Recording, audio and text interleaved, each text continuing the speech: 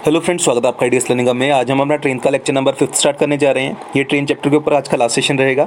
ठीक है, इसमें हम क्या सीखेंगे, कंसेप्ट ऑफ स्टॉपेज। ठीक है, तो एक बार पहले देख लेते हैं हमने कौन कौन से टॉपिक्स हैं जो टोटल कवर किए हैं इस चैप्टर के अंदर। ठीक है, तो रिकॉल कर लेते हैं एक बार उन्हें भी।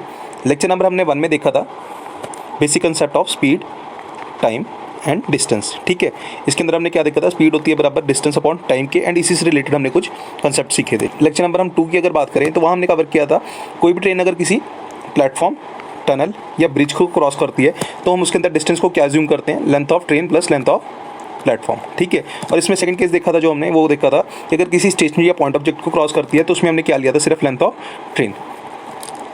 इसके बाद अगर हम बात करें थर्ड लेक्चर की, थर्ड लेक्चर में हमने कवर किया था concept related to relative speed. ठीक है, रिलेटिव स्पीड में 2 ट्रेन थी, या तो वो ऑपोजिट डायरेक्शन से आएंगी, अगर ऑपोजिट डायरेक्शन से हैं तब हम उसके अंदर क्या करते थे, स्पीड को ऐड करते थे। ठीक है, और अगर वो सेम डायरेक्शन में है तो हम वो माइनस करते थे। इसके बाद लेक्चर नंबर 4 में हमने सीखा था केसेस ऑफ मीटिंग। ठीक है, अगर मान लीजिए 2 ट्रेनें ऑपोजिट डायरेक्शन से आ रही हैं तो उनका जो पॉइंट ऑफ इंटरसेक्शन होगा कितने बजे मिलेंगी, और अगर सेम डायरेक्शन में है तो जो फर्स्ट वन या सेकंड वन ट्रेन है एक दूसरे को कितनी देर में चेज करेंगी। तो ये अभी तक के हमने पहले 4 लेक्चर में सारे क्वेश्चन इनके कवर किए और कंसेप्ट इनसे समझे। लास्ट लेक्चर रहेगा इसके ऊपर, वो रहेगा कंसेप्ट ऑफ स्टॉपेज। तो चलिए आज इसको देखते हैं। तो इसके अंदर अब समझने वाली बात क्या है, बेसिक कंसेप्ट तो हमने जितने समझने थे वो तो पहले 3 लेक्चर में ही कवर हो गए थे। अब सिर्फ जो समझने वाली इस चैप्टर के अंदर बात रह गई है वो है कंसेप्ट रिलेटेड टू स्टॉपेज। इसके अंदर हमने क्या देखना है, मान लीजिए ये ट्रेन है कोई, ठीक है, इसने यहाँ से 500 किलोमीटर का डिस्टेंस जो कवर करना है। मान लीजिए ये चंडीगढ़ है और चंडीगढ़ से इसने दिल्ली तक का जो सफ़र है वो कवर करना है। ठीक है, अब ये मान लीजिए 300 किलोमीटर का डिस्टेंस है यहाँ से। अब इन बिटवीन ये अम्बाला कैंट में रुक जाती है। अब ये अम्बाला कैंट के अंदर जो ट्रेन रुकी है, ठीक है, अब वो हो सकता है किसी टेक्निकल पॉइंट की वजह से रुकी हो, या हो सकता है उसको वैसे स्टॉपेज के लिए बोला गया हो, किसी और ट्रेन में पास ऑन करना हो। ठीक है, तो इन बिटवीन वो जो रुकी है 15 से 20 मिनट या जो भी टाइम के लिए वो रुकी होगी, ठीक है, वो हमें निकालना होता है। इसके अंदर वो हमसे पूछा जाएगा कि इतनी देर के लिए कोई ट्रेन है किसी पर्टिकुलर स्टेशन पे या स्टॉपेज पे वो रुकी। ठीक है, तो वो हमने कैसे कवर करना होता है। अब जो चंडीगढ़ से दिल्ली के लिए मान लीजिए इसकी कोई पर्टिकुलर स्पीड है जो एवरेज स्पीड रहने वाली थी 100।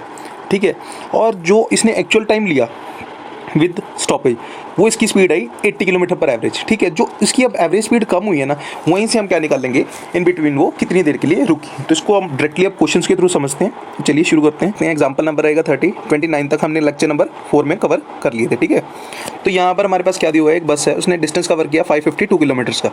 ठीक है, ये तो है एक्चुअल डिस्टेंस, लेकिन उसने कितनी देर में कवर किया, 58 किलोमीटर की उसकी स्पीड रही, उसने 11 घंटे टोटल लिए इस डिस्टेंस को कवर करने में। तो इस क्वेश्चन में हमें करना क्या, सबसे पहले तो हमने एक्चुअल टाइम निकालना है कि एक्चुअल टाइम उसको लगना कितना चाहिए था।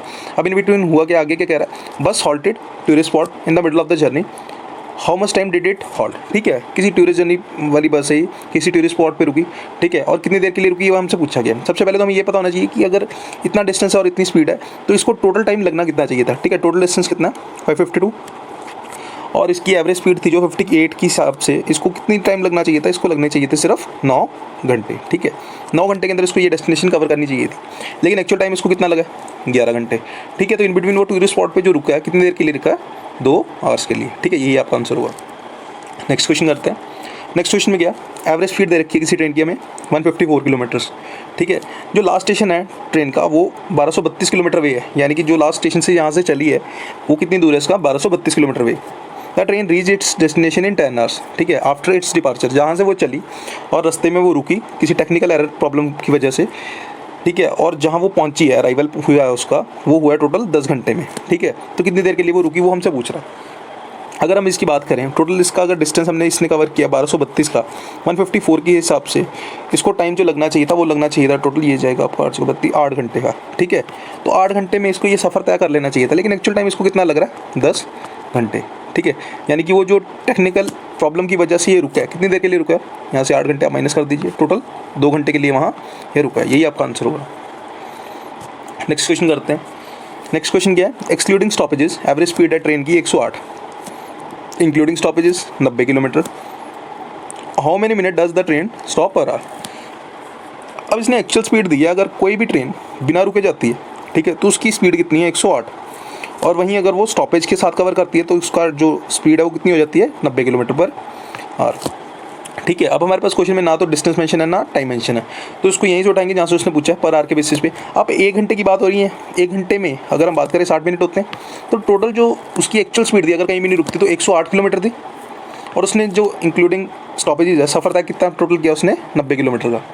तो उस हिसाब से उसको कितनी देर में पहुंच जाना चाहिए था, ये जाएगा आपका 18 पे 18 इंटू 5 18 6 10, ये आएगा आपका टोटल 50 मिनट। ठीक है, अब इसको जो डिस्टेंस है ना 90 के अकॉर्डिंग वो 50 मिनट के अंदर कवर कर लेना चाहिए था, लेकिन इसने कितनी देर में कवर किया है, टोटल 60, क्योंकि ये पर आवर के बेसिस पे बताया हुआ किलोमीटर पर आवर है। तो जो एक्चुअल डिस्टेंस था वो इसको कवर करना चाहिए था 50 मिनट में, लेकिन इसने कवर कितने में किया है 60 मिनट। तो इन बिटवीन कितना टाइम है जो उसको पर आवर के बेसिस पे एक्स्ट्रा लगा, 60 में से 50 मिनट माइनस कर दीजिए, तो 10 मिनट का जो हॉल्ट टाइम रहेगा वही आपका आंसर है। यहाँ 10 मिनट है जो एक्स्ट्रा उसको लग रहे हैं, ठीक है, इंक्लूडिंग स्टॉपेजेस में। एक और क्वेश्चन करते हैं। तो इस क्वेश्चन में क्या है, सेम ही क्वेश्चन है, विदाउट स्टॉपेज है, स्पीड की एवरेज ट्रेन की कितनी है 150 किलोमीटर, और स्टॉपेज के साथ कितनी है 100 किलोमीटर पर आवर। ठीक है, 150 दी हुई है हमें ट्रेन की स्पीड विदाउट स्टॉपेज, और स्टॉपेज के साथ कितनी है 100 किलोमीटर। और उसके बाद पूछा हमसे how many minute does the train stop per hour.